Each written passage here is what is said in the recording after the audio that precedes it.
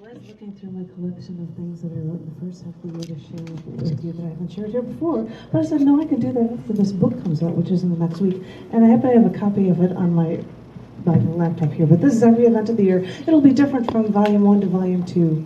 But this is the one from Volume 1 from January to June. And I love the fact that I'm a vegetarian and I've got this leather-bound case for the cover. It's the leather look. I didn't actually do, but it probably wasn't a leather-bound thing that was done for it, but I thought I'd show that off. But, so I thought I would share poems that I've written recently, and I've decided I'm just going to read them in order. This first one was written on July 10th, and that was the day in 1925 marking the beginning of the Scopes trial in Dayton, Tennessee, the so-called monkey trial. This is the first one. This isn't the huge thing that you hear all the news about. This is the first one. Because I read it to John, it really confused it. Because I'm like, no, this is the absolute first one. It's no big deal. This is called Obfuscate the Truth. The most ludicrous thing is when people try to legislate untruths and expect everyone to just go along with them. That man would obfuscate race, gender, science, and the truth. We hold these truths to be self-evident, you all boldly proclaim. But do you?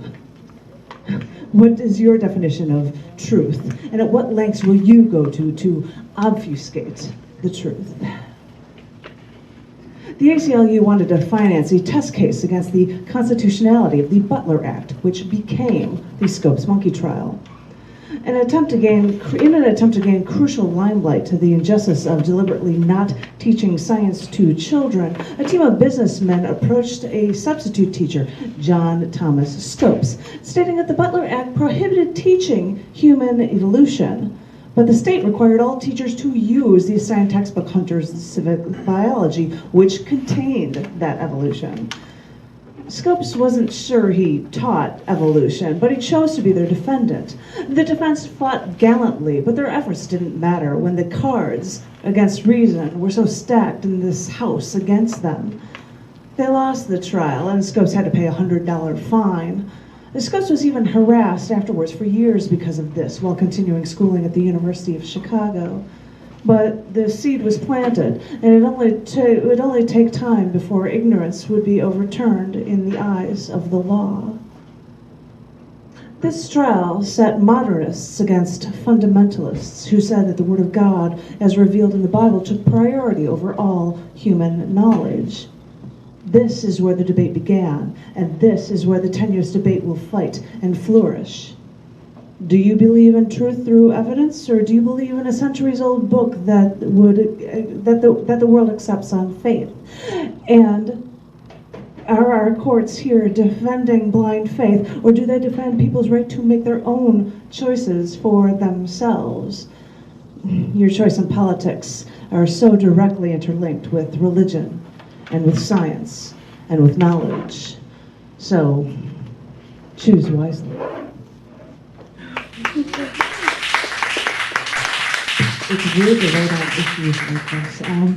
On July 11th, which, for those who don't know, happens to be the day that I was almost killed in an auto accident. I had to relearn how to walk and talk and eat the whole 9 hours. It was really, really crappy. So that day just sticks in my head, but I can't help but escape that. I'm like, July 11th. Oh, thank heaven for some day that happens to me. But I was trying to find something to not only talk about how awful that is when I found it was also World Population Day on July 11th. So I wrote, "Our population, our pain, and our growth." On this day, years ago, someone tried to remove me from this population. On this day, the UN reaffirms the basic human right to plan for a family, not to lose family, but to grow family, make a blueprint for a better future for all to be healthy on a healthy planet, welcoming more and more people. When I survived the attempt to wipe me away from this world, I knew I wasn't dwell on the pain or on the injustice, but on the recovery. It sometimes seemed impossible, but I knew I ultimately had no choice.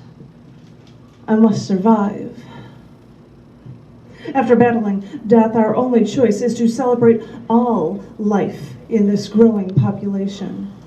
Enshroud life in love. Do not shun it, destroy it, or kill it. Let humankind grow. See how what we do affects other species and our planet Earth itself. So know that if we do not squelch our population, we must nurture it, treasure it, to make sure humans know to keep peace with everything, so we can all finally grow together.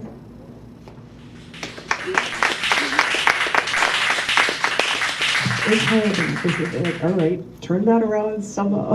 This one I wrote the next day on July 12th, and it was written on Henry David Thoreau's birthday.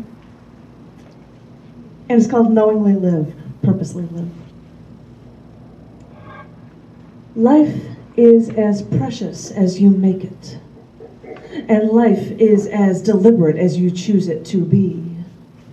We all make choices without thinking about it, which is why we may wonder how we got into this hole and how on earth we can get out. And through all this mess, we only feel lost. Oftentimes, it is only after we make that conscious choice, when we actively believe and act on our beliefs, that we begin to feel alive again. Oh, you may say you have beliefs. This talking so much about beliefs is overreacting. We've been fine all along. This is just how everything lives. Yes, and everyone wallows in the pit that no one remembers falling into. So stop passively letting others dictate your lives and control you.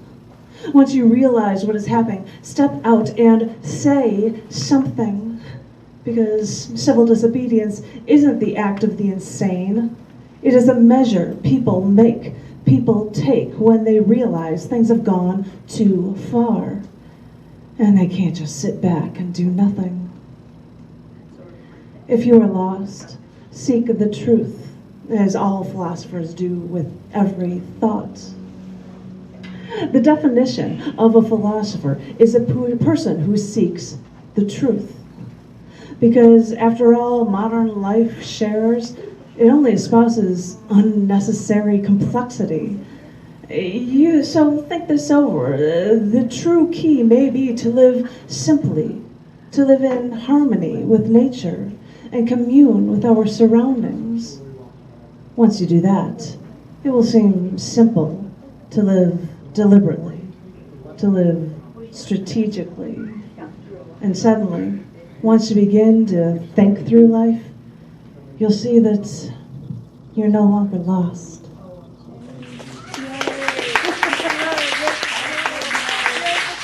Yay.